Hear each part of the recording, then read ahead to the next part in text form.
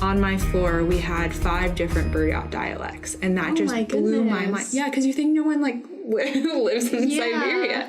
And so it's interesting to see that all of these different clusters of people have developed and now are integrated into a country. And amazing. So, amazing. Yeah, like it surprised me. I think Professor Jordan speaks Korean, and I know this because one of my classmates who I became really good friends with just told me how she went to Professor Jordan's office hours and she wrote her name in Korean for her. Like, it blew her mind. But it surprised me as well just to learn like all the really close ties it has with Eastern Asian countries, because I mean, you still think of it as a part of Russia, but you forget that Russia borders Asian countries on the other side, right? I think that if you asked the people that I associated with abroad if they identified necessarily as Russian, I think they would remind you that Russia that we see today is a fairly new concept. The first thing that they'd mention is that the Buryat Republic was its own nation, and their desire now to go back to being a Buryat Republic. Because they've got such cultural ties that aren't necessarily represented in Moscow or Petersburg. So I think here when I tell people, oh, I went to Russia, people automatically go, oh, you went to Petersburg? Or if they really know geography, they'll be like, Vladivostok. But no, I mean, there's an entire different kind of cultural and identity that's fairly new. And I have to keep reminding myself is that I thought we were a young nation, but technically Russia is a younger in its modern kind of form. So just have to remind myself, because all of my friends aren't technically Russian. They identify as something else culturally. So.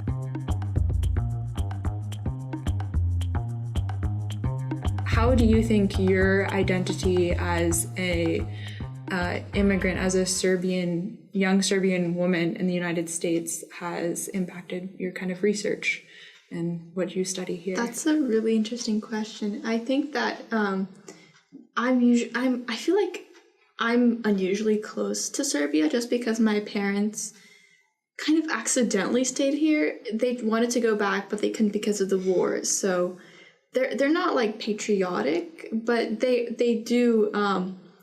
I've always gotten the impression that like they live here because like they have to or whatever.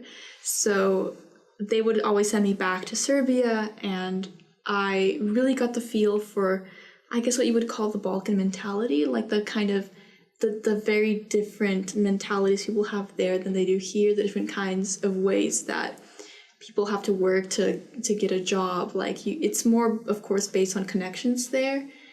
So the way that it's impacted me is that I feel Americans have a disadvantage when they're looking at different countries, like non-American countries, just because the overarching identity in the United States is like American, and then usually the biggest sub-identities are based on race.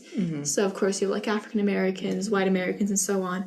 But of course in most countries in the world you have a nation state, but then you have a lot of different ethnicities who might not strongly identify with that nation state. So of course, like in Turkey, you have Turks, you have Kurds, you have, well, a really small now Greek and Armenian population, but it used to be more prominent.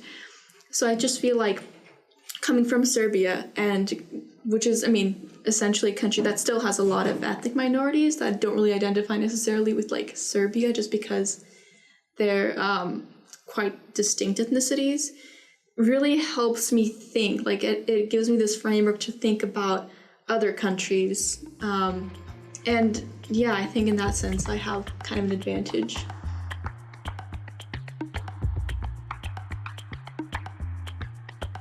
I'm interested to know how Farsi came into the mix, how you decided on Farsi. Like, that was such an accident, honestly, just because during high school, I was so interested in Persian poetry and Persian, like, medieval and early modern architecture, mosque architecture. Like, their blue glazed tile mosques are just spectacular, and hopefully I get to see them one day.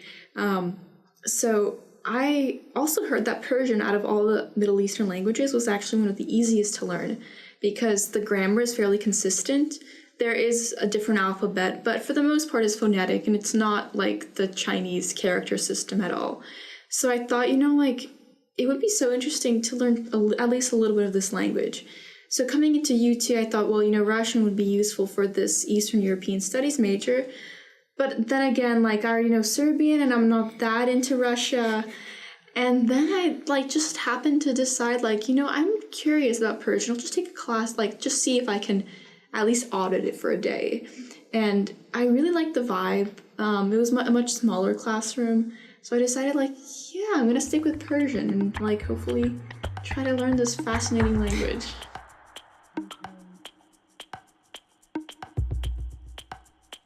So what do you want to do after? I've been interested in what you want to do after college for a while, because you've got such a focus on kind of Serbia and learning more about kind of the Balkan area, but now you're going more further east and you're going towards Iran. So and you were in Turkey. So yeah. So what do you want to do? Oh, very, very good questions. Turkey is actually well, first of all, I have really good friends there, so I just like being there, but also it's a little bit of a necessity. It's really hard to study abroad in the Balkans. At least there are no, as far as I know, there are no affiliate programs that are things that I'm interested in. I think there was a program in Croatia for engineers or something, and I'm like, this is not me. So that's why I chose Turkey. But it also makes sense because I was in Istanbul, which was the capital, the administrative center of the Balkans for so many centuries. And just learning about its architectural legacy, its history, etc., has actually taught me a lot about the Balkans and Balkan culture. As for the way that the stuff I'm studying overlaps, I think originally I was planning to do Eastern European studies and Middle Eastern studies to intersect around the Balkans, because the Balkans is, it pretty much follows a lot of patterns of Middle Eastern civilization, but of course also is an important part of Eastern Europe. But ultimately, I think that the two majors intersect in Central Asia, which was under Soviet administration for so long. So actually the current governments are very secular, and at least from what I know, and that comes from a Soviet history. At the same time, though, they're really embracing their Islamic / traditional culture, and traditional should be in air quotes, whatever that means, because you see a lot of invention of tradition happening. Yeah. So, and a lot of newer nation building.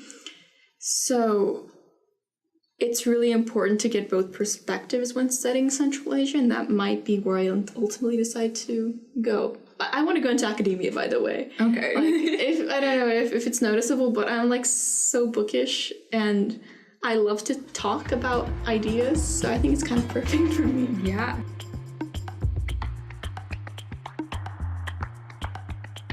You should come hang out with me in Bishkek this summer.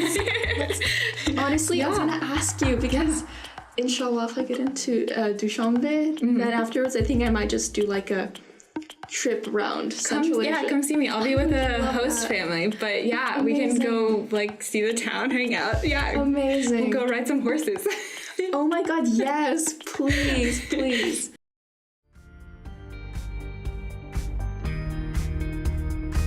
You're gonna be studying Russian in Bishkek? So, yeah, just supplementing that, and then I'll come back, and I think I finish up my African Studies major when I come back. So, talk about, conflicting areas of the world. I'm doing Eastern Asia and Africa. So. Oh my gosh, dude, I feel you so much.